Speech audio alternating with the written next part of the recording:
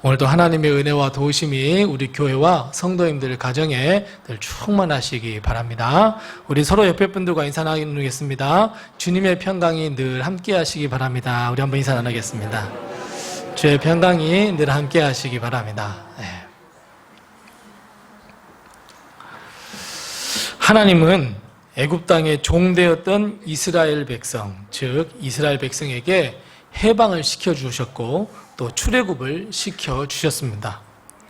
아브라함과 이삭과 야곱에게 약속하셨던 젖과 꿀이 끓는 땅으로 인도하시기 위해서 하나님은 애굽 땅으로부터 이스라엘 백성을 끌어내셨습니다. 그리고 하나님은 약속대로 이스라엘 백성을 우리가 잘 아는 여리고성 전투로부터 시작해서 가나안 땅을 야금야금 모두 점령하도록 하나님께서 인도하시고 역사를 베푸셨습니다. 가나안 땅 정복이라고 하는 이 대업을 이룬 이 이스라엘 백성은 이제 남은 일이 딱 하나 있었습니다. 무슨 일이냐면 가나안 땅을 잘 분배하는 일이었습니다.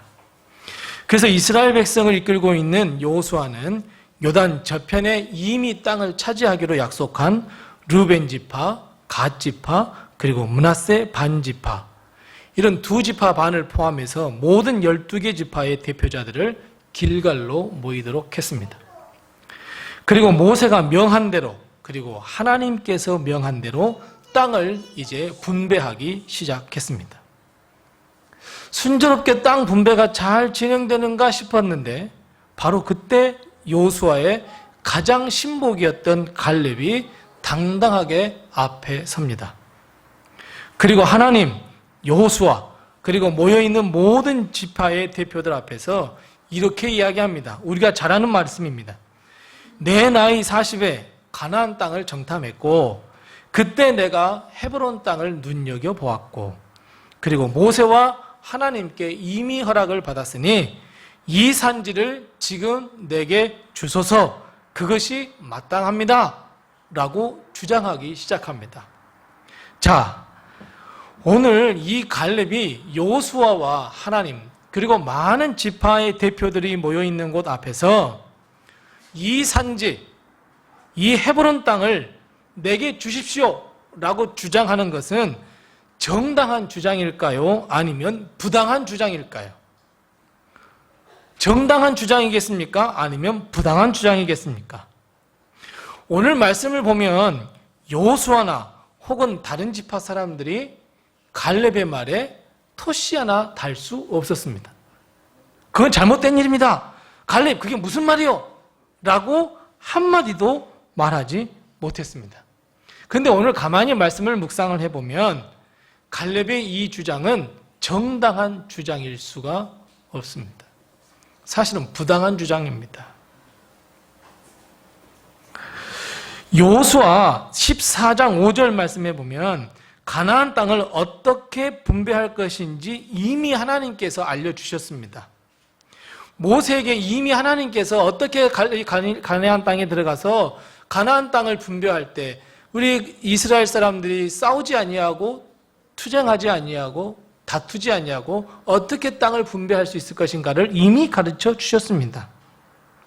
그래서 여호수아 14장 우리가 읽지 않았지만 말씀해 보면 이스라엘 자손이 여호와께서 모세에게 명령하신 것과 같이 행하여 그 땅을 나누었더라 분명히 이렇게 기록하고 있습니다.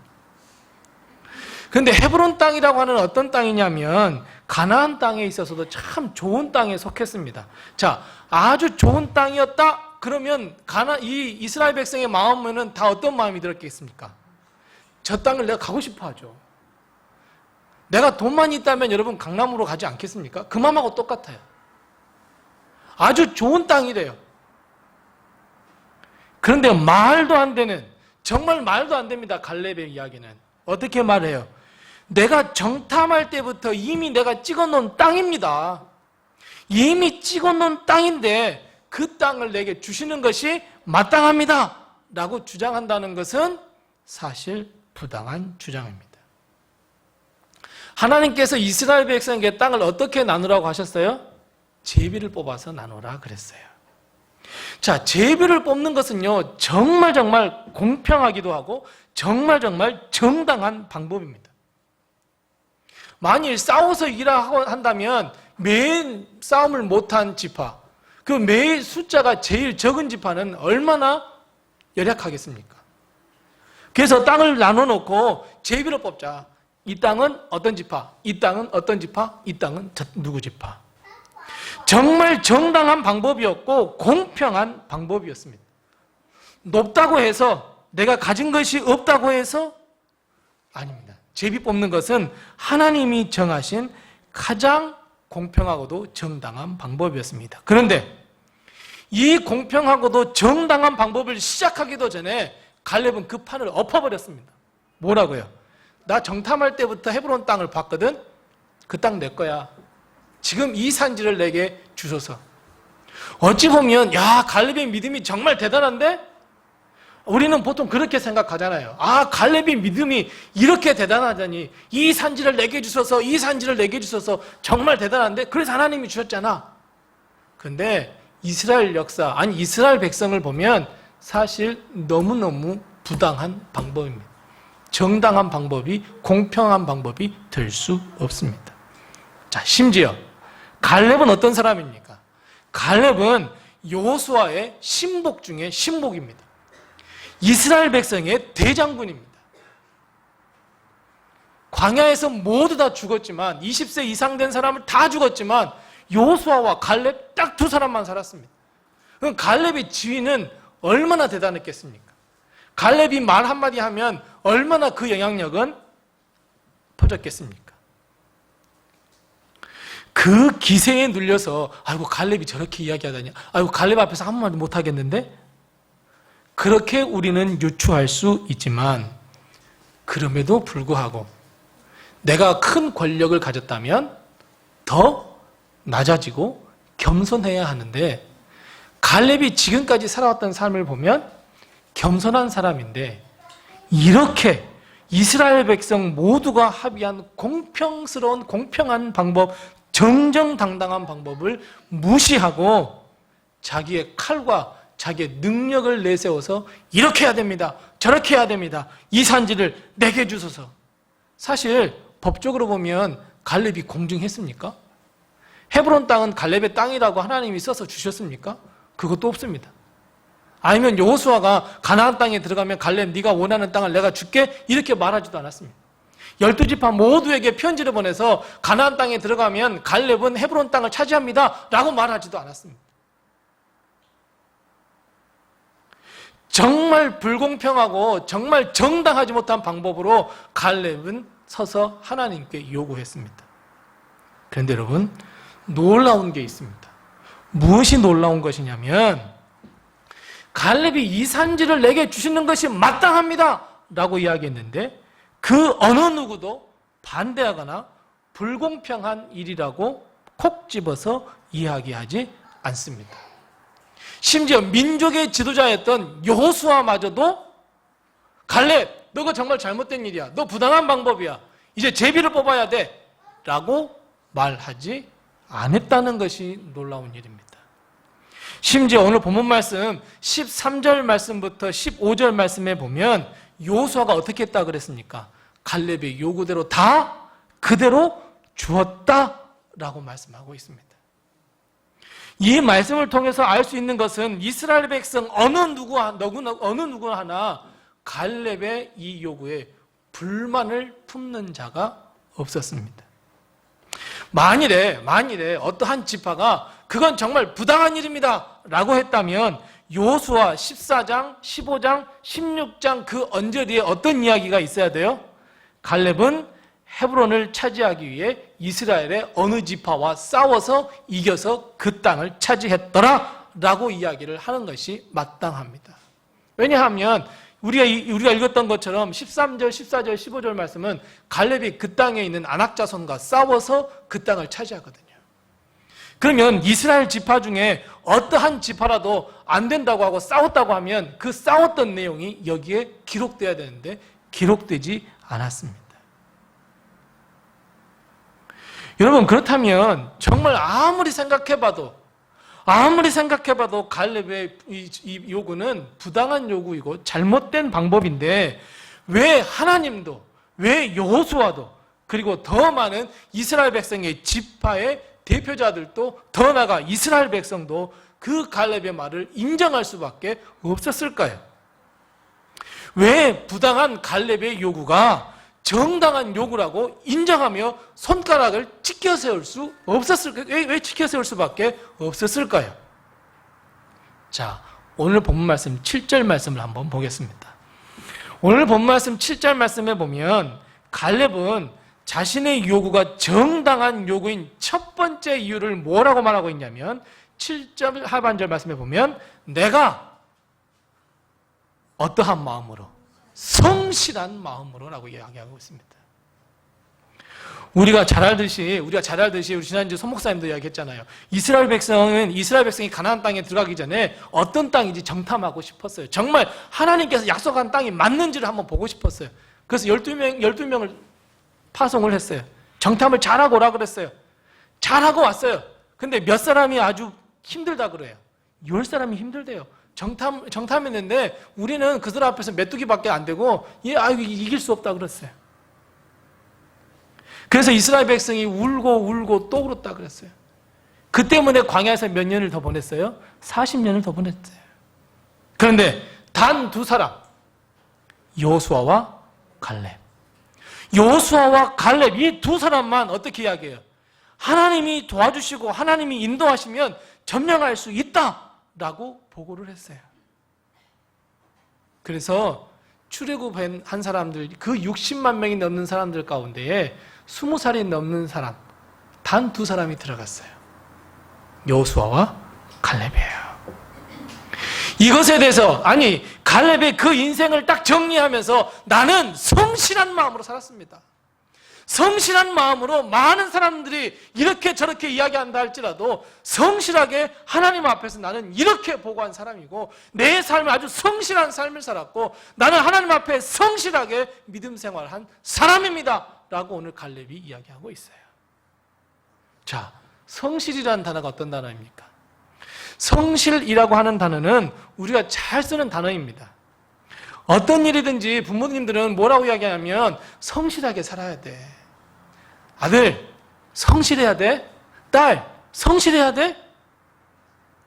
우리 자녀들이 잘 되기를 바란다면 뭐부터 가르쳐요? 야, 너 다른 사람한테 사기쳐가지고 다른 사람 등쳐가지고 너 성공해야 돼? 아니에요. 성실하게 해야 돼. 성실하게 해야 돼. 왜냐하면 성실하게 할 때 사람들에게 인정받기 때문에 그래요. 사람들 누구나가 다 알아요.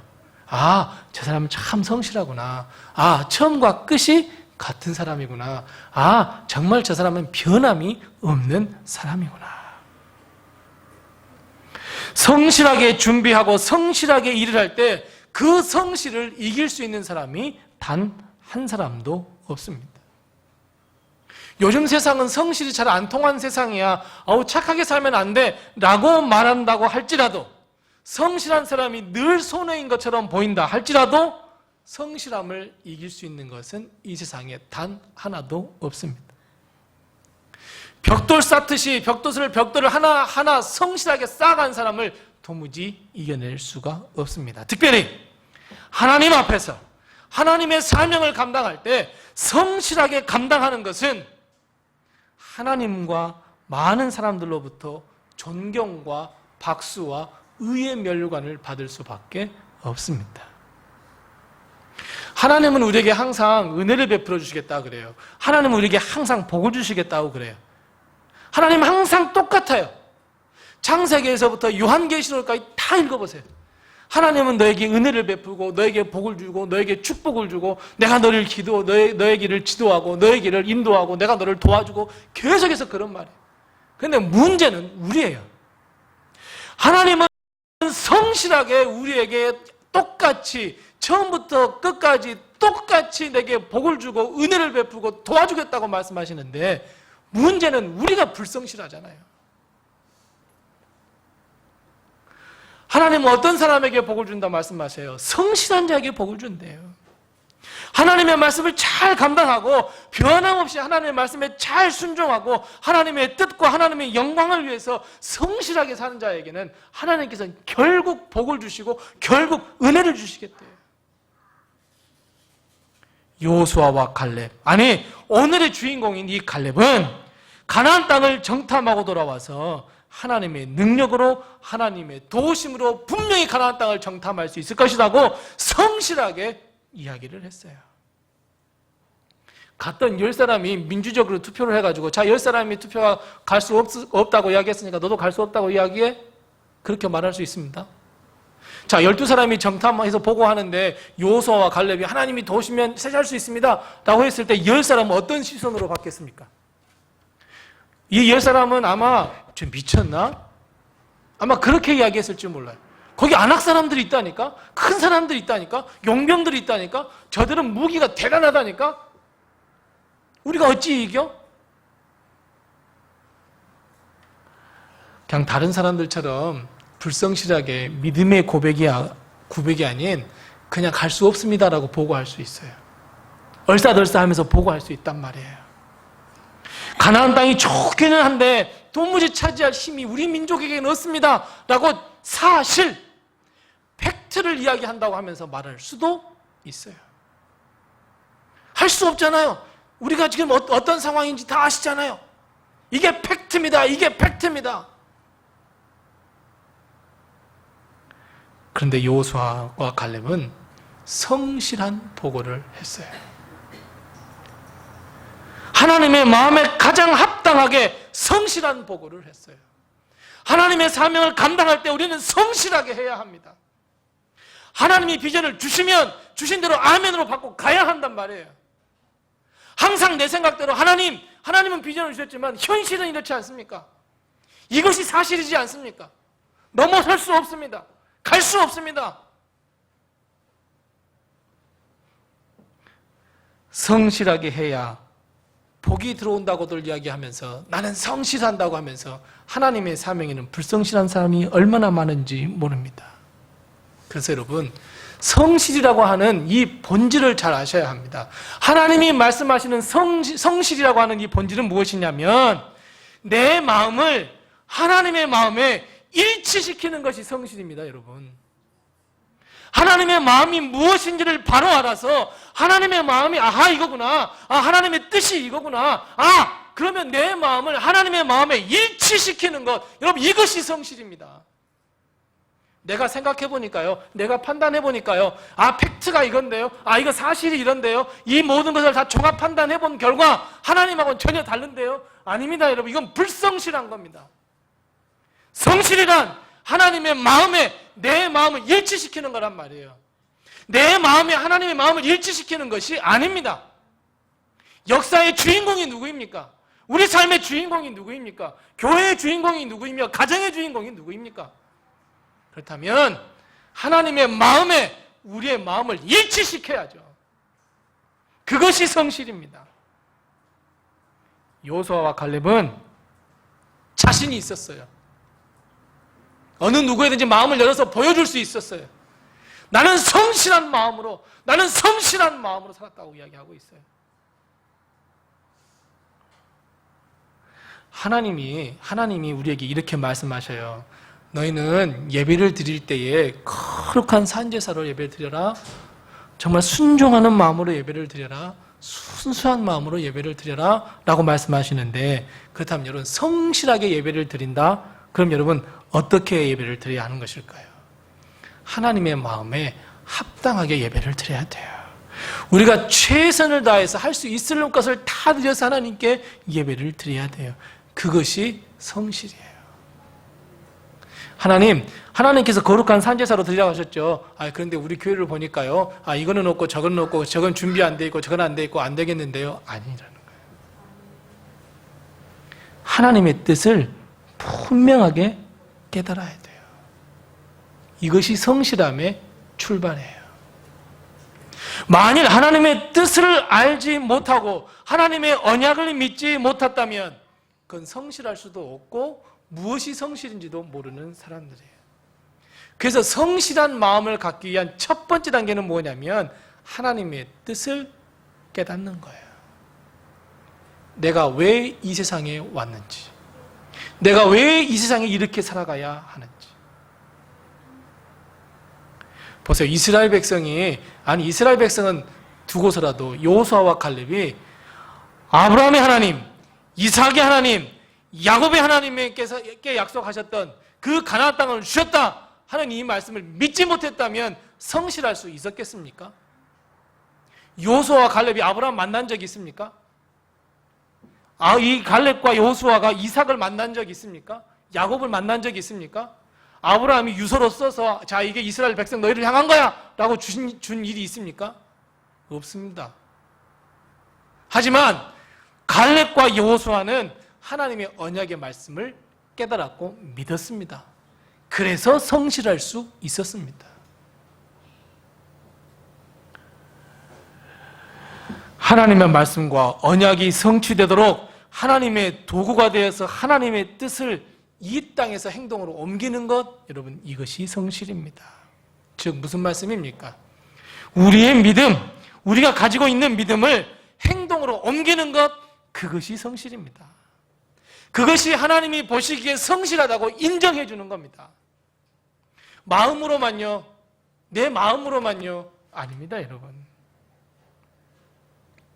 심지어 마음과 행동이 다르다면 여러분 어떻게 하시겠습니까? 마음과 내 언행이 일치되지 않으면 어떻게 되겠습니까?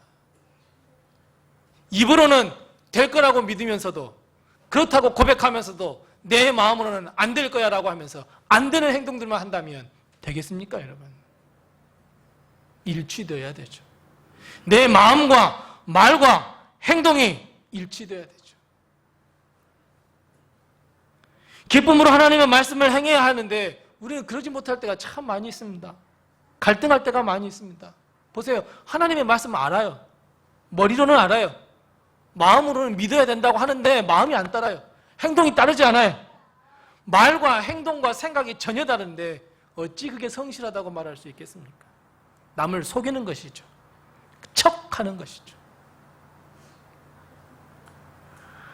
사랑하는 믿음의 성도 여러분, 하나님은 우리에게 성실한 삶을 요구하십니다. 하나님은 우리에게 성실한 마음을 요구하십니다. 하나님은 우리에게 성실한 믿음을 요구하십니다. 우리는 성실하게 주님 앞에 나가야 합니다. 우리가 하나님께 드릴 것은 성실함밖에 없습니다. 더 나아가 하나님을 믿는 사람들 앞에서, 여러 교우들 앞에서, 아니 심지어 믿지 않는 사람들 앞에서도 정말 저 사람은 성실한 사람이고, 다른 사람이 예수 믿다고 하면 안 믿을더라도 저 사람이 예수 믿다고 하면 믿을 거야. 최소한 이 정도의 사람은 돼야 되지 않겠습니까? 이것이 성실입니다. 그래서 여호수아나 많은 이스라엘 백성이 갈렙을 인정할 수밖에 없었습니다. 갈렙을 인정할 만큼 갈렙은 너무너무 성실한 삶을 살았습니다. 그래서 갈렙의 방법이 부당한 방법처럼, 부당한 주장처럼 보이지만 성실했다고 하는 이것 때문에 이스라엘 백성은 아무 말 하지 못했습니다. 두 번째입니다. 8절과 9절 말씀에 보면 거듭해서 나오는 말이 있습니다. 8절 말씀, 9절 말씀에 보면 갈렙이 이야기하는 데 있어서 두 번 겹쳐서 이야기하는 말씀이 있어요. 그게 무슨 말씀이에요? 그래요. 내 하나님께 충성했다는 말이에요. 자, 여러분, 충성이 뭐예요? 충성이라고 하는 것은 목숨을 걸고 하는 것이 충성입니다. 나에게 떨어진 명령을 목숨을 다해서 지켜내고 버텨내고 이행하는 것, 이것이 충성입니다. 갈렙의 충성은 모세뿐만 아니라 여호수아뿐만 아니라 이스라엘 백성 모든 사람이 다 알고 있었습니다. 하나님의 명령, 하나님의 말씀을 목숨을 다하여 지키려고 노력했던 사람이 바로 갈렙입니다. 그래서 충성은 마음과 함께, 즉 성실처럼 드러나는 행동으로 보여지는 것이 바로 충성입니다. 나 마음으로는 충성하거든? 아무도 모릅니다. 충성의 모습을 보여주어야 합니다. 자, 우리가 잘 아는 말씀 고린도전서 4장 2절 말씀이 있습니다. 고린도전서 4장 2절 말씀에 뭐라고 말씀하고 있습니까? 맡은 자에게 구할 것은 충성이라 그랬습니다. 맡은 자, 하나님의 사명을 맡은 자입니다. 하나님의 사명과 관계가 없는 사람은 충성 구하지도 않습니다. 하나님의 백성 아니라면 하나님께서 그 사람에게 충성을 뭐하게 요구하겠습니까? 맡은 자, 구원받은 자, 하나님의 사명을 맡은 자, 직분 맡은 자라면 하나님께서 무엇을 요구하신다 그랬어요? 충성을 요구한다 그랬어요. 우리는 나는 하나님을 믿습니다. 예수 그리스도가 나의 구주이십니다라고 고백하는 순간 우리는 하나님의 사명으로부터 자유로울 사람이 단 한 사람도 없습니다. 하나님으로부터 구원받은 사람이라면 하나님 주신 사명을 빨리 발견하시고 그 사명을 위하여 충성을 다해야 합니다. 그래서 충성은 무슨 의미를 갖냐면 생명이라고 하는 건 의미를 갖습니다. 충성은 생명입니다. 하나님 주신 사명을 우리는 생명을 다해서 우리는 맡아서 해야 합니다. 예수 그리스도께서 본을 보여주셨습니다. 어떻게 본을 보여주셨습니까? 십자가에 달려 돌아가셨습니다. 생명을 이 땅에 심으셨습니다. 우리도 하나님이 주신 사명을 충성을 다해서 우리는 하나님의 사명을 잘 감당해 가야 합니다. 우리가 잘 아는 말씀 요한복음 12장 24절 말씀 요한복음 12장 24절 말씀에 뭐라고 말씀하고 있습니까? 한 알에 밀이 땅에 떨어져 죽지 아니하면 즉 충성하지 아니하면 한 알 그대로 있을 것이고 죽으면 즉 뭐예요? 충성을 다하면 많은 열매를 맺느니라. 사랑하는 성도 여러분, 그래서 충성이라고 하는 것은 생명이며 열매입니다. 그래서 충성은 열매라는 걸 꼭 기억하셔야 되고 충성은 생명이라는 것을 기억해야 하고 그래서 풍성한 열매를 얻는 하나님의 복이라는 것을 우리는 꼭 기억해야 합니다. 충성은 힘든 것이죠. 충성은 어려운 것이죠. 우리 오늘 찬양했잖아요. 내 사모하는 주님, 내 사모하는 주님, 주님 오실 그날까지 나는 이 길을 가리라라고 말하지만 그 가는 길이 얼마나 힘이 들겠습니까? 하지만 그것이 복이고 그것이 생명이고 그것이 열매라는 것을 여러분 꼭 기억하시기 바랍니다. 충성하지 않고 복을 받겠다? 도둑입니다. 내가 충성하지 않고 하나님께 큰 축복을 받겠다? 도둑입니다. 아닙니다.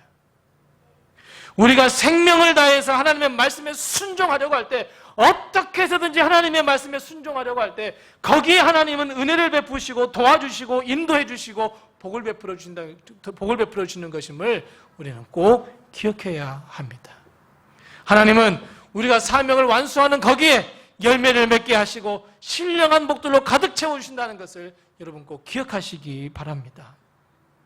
오늘 우리가 올 한 해 세운 우리의 목표가 무엇입니까? 우리의 가정의 목표가 무엇입니까? 우리 교회의 목표가 무엇입니까? 여러 가지 목표가 있지만 그것을 하나로 묶어서 우리는 하나님 우리의 지경을 넓혀 주시옵소서라고 우리는 목표를 세웠단 말이에요.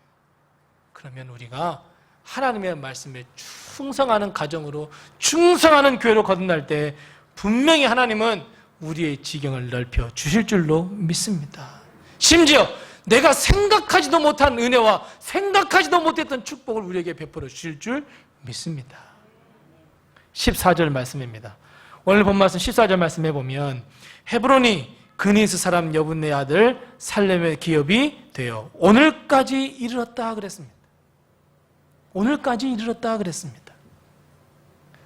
영원히 축복을 받는 것, 그것 하나님께 충성할 때임을 여러분 꼭 기억하시기 바랍니다. 자, 우리 14절 말씀 우리 다시 한번 이 말씀을 다시 한번 다 같이 한번 읽어보겠습니다. 우리 14절 말씀 같이 읽겠습니다. 시작.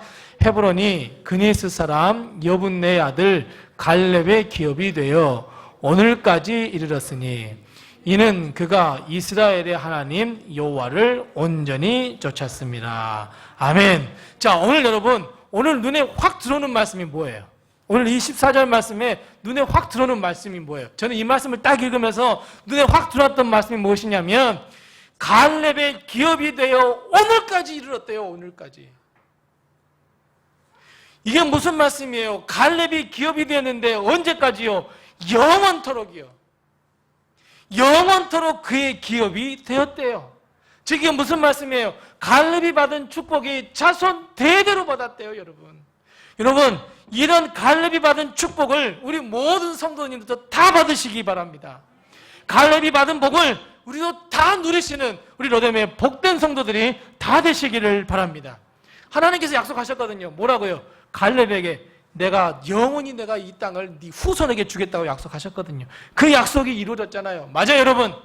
이 하나님께서 약속하신 바가 분명히 우리에게도 약속하셨단 말이에요. 그럼 무슨 말씀입니까? 여러분, 우리 가정 대대로 하나님의 복, 하나님의 축복이 끊이지 않는 복된 가정과 복된 가문이 다 되시기를 바랍니다.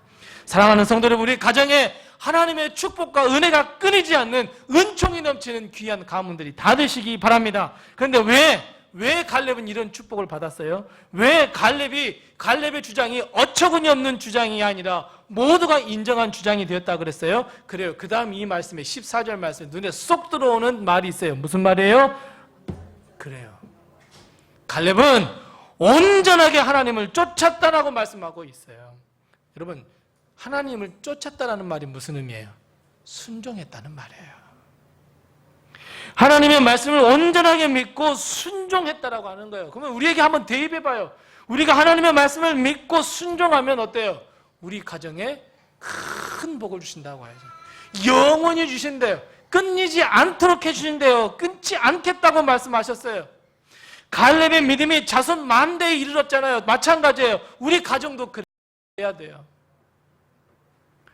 우리의 믿음, 우리의 기도, 우리의 축복이 대가 끊이지 않아야 돼요.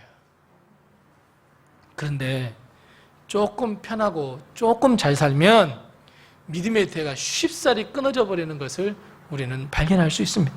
정말 안타까운 일입니다. 사랑하는 성도 여러분, 우리 가정의 믿음의 대가 끊어지시기를 원하십니까? 아니면 하나님의 복을 누리는 가정, 가문이 되는 것을 여러분 소망하십니까? 자, 여러분, 우리 한번 상상 한번 해보십시다. 자, 우리 한번 상상의 나라를 펴서 우리가 하나님의 나라에 싹 들어갔어요. 하나님의 나라에 들어가서 하나님과 동행하고 예수님과 동행하고 거기에 있는 동물들하고 열심히 뛰어놀고 생명나무를 따먹고 열심히 거닐고 있는데 저 멀리서 전혀 알지 못한 사람이 막 나에게로 달려오더니 안녕하세요 할머니, 안녕하세요 할아버지 인사를 해요. 넌 누구야? 저는 할머니의 28대 손 후대 후손으로서 할머님께서 믿음을 심어주셔서 제가 예수 그리스도를 믿어 구원받았습니다. 할머니, 할아버지 감사합니다. 어때요, 여러분? 완전 기분이 좋지 않습니까? 그냥 고조 할아버지, 고조 선주만 봐도 좋은데 몇 대 후손이요? 28대 후손이 와서 할머니가 기도를 많이 해주셔서 제가 이런 축복을 받았어요. 제가 이렇게 구원받았어요. 할머니, 할아버지 감사해요. 여러분, 상상만 해도 여러분 기쁘지 않습니까? 이게 갈렙이에요. 이것이 갈렙이 받던 축복이에요. 이런 하나님의 축복이 우리 로뎀의 모든 성도들에게 넘치시기를 바랍니다. 우리 가정에서 다 넘치시기를 바랍니다. 근데 여러분, 갈렙이요, 왜 하나님을 쫓을 수 있었을까요? 왜 하나님께 순종할 수 있었을까요? 왜냐하면 하나님이 뭐예요? 항상 함께 하셨기 때문에 그래요. 항상 하나님이 함께 하셨다고 하는 것을 믿었기 때문에 그래요. 하나님이 함께 하시면 요수아와 갈렙이 정탐하고 난 다음에 보고할 때 뭐라 그랬어요? 하나님이 함께 하시면이라고 썼어요. 하나님이 함께 하시면 가나안 땅을 점령할 수 있었다니까요. 이 하나님과 함께 하시면이 이 갈렙의 마음속에 항상 있었어요. 그러니까 하나님이 함께 하신다고는 그 믿음이 있었기 때문에 갈렙은 하나님을 온전하게 쫓을 수 있었어요. 안악자손 문제되지 않았어요. 거기에 거하는 많은 무기들 문제되지 않았어요. 거기에 있는 많은 힘과 권력들 문제가 되지 않았어요. 하나님이 함께 하시기에 하나님이 함께 하시기에 모든 장애물들을 다 헤쳐주실 거야 라고 하는 믿음이 있었기 때문에 갈렙은 꿋꿋이 걸어갈 수 있었던 거예요.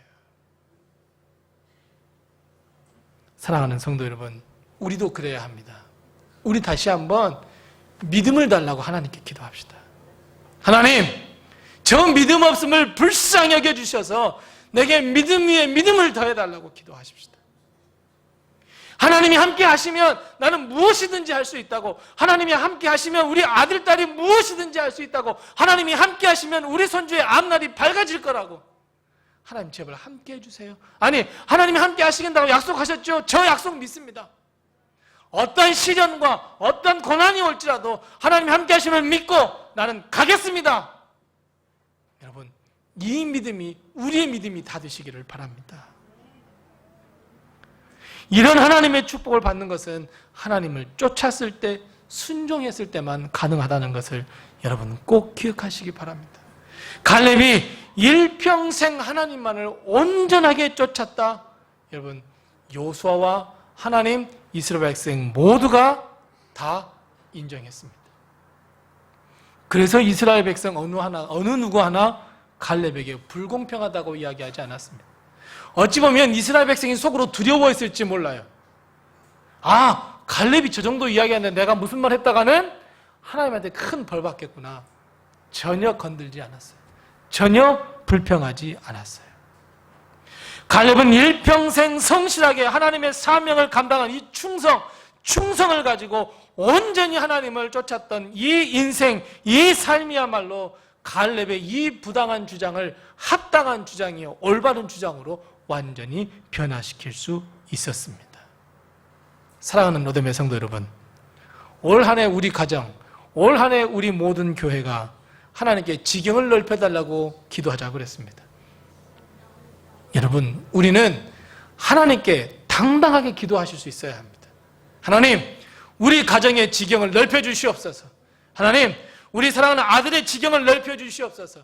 하나님, 사랑하는 우리 딸의 지경을 넓혀주시옵소서. 하나님, 우리 사랑하는 손주들의 지경을 넓혀주시옵소서. 하나님, 주님의 몸된 교회의 지경을 넓혀주시옵소서. 기도할 수 있어야 합니다. 더 나아가 기도했다고 한다면 우리는 성실한 마음으로, 충성된 마음으로 하나님께서 함께 하신다고 하는 약속을 믿고 온전히 하나님을 쫓는다면 하나님은 반드시 우리의 지경을 넓혀 주셨을 것이고, 오늘 하나님께서 갈렙에게 이 산지를 내게 주소서라고 기도했을 때 하나님께서 허락하셨던 것처럼 우리에게도 반드시 허락해 줄 줄로 믿습니다. 사랑하는 성도 여러분, 다시 한번 우리 성실한 믿음, 충성을 다하는 믿음, 온전히 하나님을 쫓는 믿음, 믿음의 사람으로 다 탈바꿈 되시기를 바랍니다. 내 생각, 내 가치관, 내 판단, 팩트 조금 내려놓으십시다. 하나님의 역사를 한번 믿어보십시다. 하나님이 도와주실 것을 믿어보십시다. 하나님이 인도하실 것을 한번 믿어보십시다. 그리고 당당하게 하나님, 우리의 지경을 넓혀 주시옵소서라고 기도하는 우리가 되어보십시다. 그러면 하나님도 인정하고 많은 사람들도 인정하고, 그랬을 때 하나님 우리에게 더 큰 축복과 더 큰 은혜를 베풀어 줄 줄로 믿습니다. 올 한 해 이 갈렙이 받은 복이 우리의 복이 되시고 하나님의 복을 누리는 로뎀의 모든 성도들이 다 되시기를 바랍니다. 우리 서로 옆에 분들과 마지막으로 인사하겠습니다. 우리 갈렙의 복을 누려봅시다. 우리 인사 나누겠습니다. 우리 갈렙의 복을 꼭 누려보십시다. 아멘. 기도하겠습니다.